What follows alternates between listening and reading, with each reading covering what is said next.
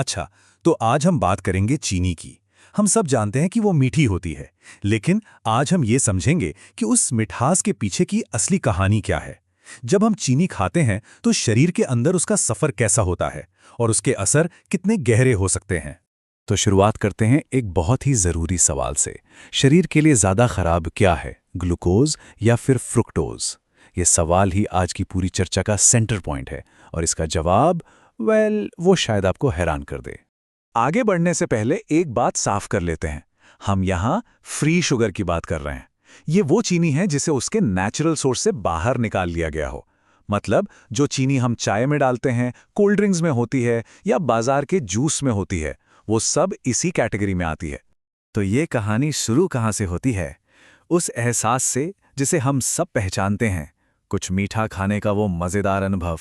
पर क्या ये उतना सीधा साधा है जितना लगता है? चलिए देखते हैं।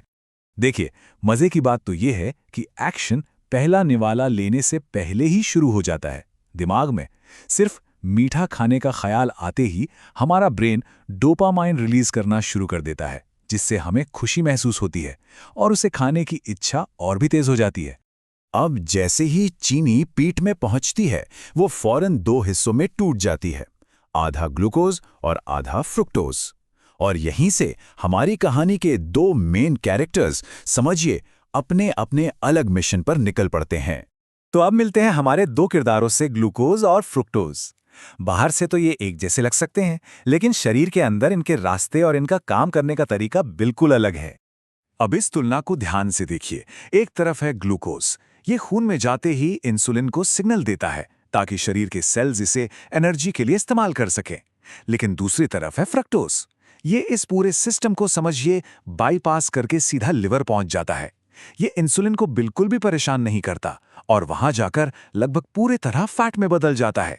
नतीजा, ग्लूकोज से जहां एनर्जी एकदम से बढ़ती है और फिर गिरती है, जिससे भूख लगती है, वहीं फ्रक्टोज वो चुपचाप बिना किसी शोर के लिवर को डैमेज करता रहता है। फ्रुक्टोज का रास्ता तो समझिए खास तौर पे खतरनाक है। ये खून के जरिए सीधा लिवर में जाता है। इसको कंट्रोल करने के लिए कोई ट्रैफिक सिग्नल या कोई सिस्टम नहीं है। अब लिवर पर जब अचानक इतना फ्रुक्टोज पहुंचता है, तो वो बेचारा इसे संभालने के लिए फटाफट फैट में बदलना शुरू कर देता है, और यहीं से फैटी लिवर जैसी बीमारियों की नींव पड़ जाती है। अब ये सिर्फ खाने की बात नहीं है। जब हम बार बार चीनी खाते हैं तो शरीर एक ऐसे चक्र में फंस जाता है जहां इसकी तलब और इस पर निर्भरता बढ़ती ही चली जाती है। चलिए समझते हैं कि ये लत का चक्र काम कैसे करता है। इसे समझने के लिए ये लाइन बिल्कुल सटीक है। चीनी खाना बिल्कुल नशे जैसा है। उतना ही आनंद पाने के लिए आपको चीनी की मात्रा बढ़ानी पड़ती है। ये साफ साफ दिखाता है कि कैसे हमारा शरीर समय के साथ इसके असर का आदी हो जाता है। तो ये लूप शुरू कैसे होता है? पहला कदम, जैसे ही हम चीनी खाते हैं, दिमाग का रिवॉर्ड सिस्टम एक्टिवेट हो जाता है। डोपामाइन रिलीज होता है और हमें तुरंत अच्छा महसूस होता है। ये एक इनाम की तरह है जिसे दिमाग बार बार पाना चाहता है। लेकिन अब होता क्या है कि दिमाग को इसकी आदत पड़ जाती है। अब उतनी ही खुशी महसूस करने के लिए दिमाग की जो सीमा है वो बढ़ जाती है। मतलब अब पहले जितनी चीनी खाने से वो किक, वो मज़ा नहीं आता। और बस यहीं पर यह चक्र पूरा हो जाता है। उस बढ़ी हुई सीमा तक पहुंचने के लिए शरीर और दिमाग और ज्यादा चीनी की मांग करते हैं, और ये कभी ना खत्म होने वाली तलब और ज्यादा खाने का सिलसिला बन जाता है। तो ये जो लत का चक्र है, ये सिर्फ एक आदत नहीं है। ये शरीर के अंदर नुकसान का एक झरना, एक कैस्केड शुरू कर देता है, जिससे एक के बाद एक कई गंभीर स्वास्थ्य समस्याएं पैदा होने लगती हैं। तो होता क्या है? लगातार ज्यादा चीनी खाने से शरीर में एक्स्ट्रा फैट जमा होता है और एक तरह की परमानेंट सूजन की स्थिति बन जाती है।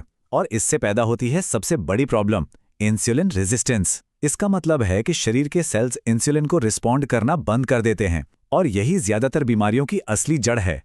और जैसे ही इंसुलिन रेजिस्टेंस शुरू होता है, समझिए बीमारियों की लाइन लग जाती है, एक डोमिनो इफेक्ट की तरह।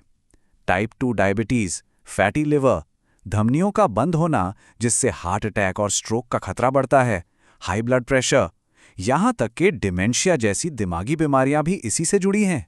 मोटापा और पेट की खराबी तो खैर हैं ही। और सबसे डरावनी बात जानते हैं क्या है? ये सब कुछ अंदर ही अंदर चुपचाप होता रहता है।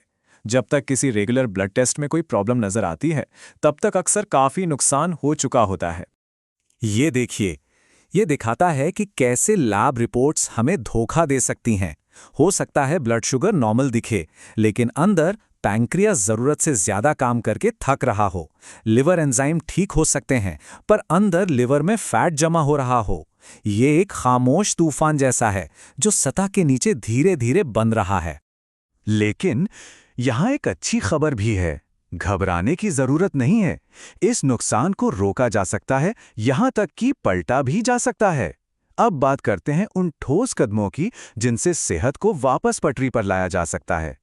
तो एक बहुत ही आसान सा नियम है जिसे याद रखा जा सकता है। गाइडलाइंस कहती हैं कि दिन भर में हम जितनी भी कैलोरीज लेते हैं उनमें से सिर्फ 5% या उससे कम ही फ्री शुगर से आनी चाहिए। ये एक छोटा सा बदलाव है, लेकिन इसका असर बहुत बड़ा है। तो आखिर में बात इन 3 सिंपल सी चीज़ों पर आकर टिकती है। पहला, अपनी डाइट से फ्री शुगर को हटाना या बहुत ही कम कर देना। दूसरा, रोज़ाना बस 20 मिनट की तेज़ चहलकदमी जैसी कोई एक्सरसाइज करना। और तीसरा, तनाव, अपने जीवन में स्ट्रेस को पहचानना और उसे मैनेज करना। यही एक सेहतमंद और एनर्जी से भरी जिंदगी की चाबी है।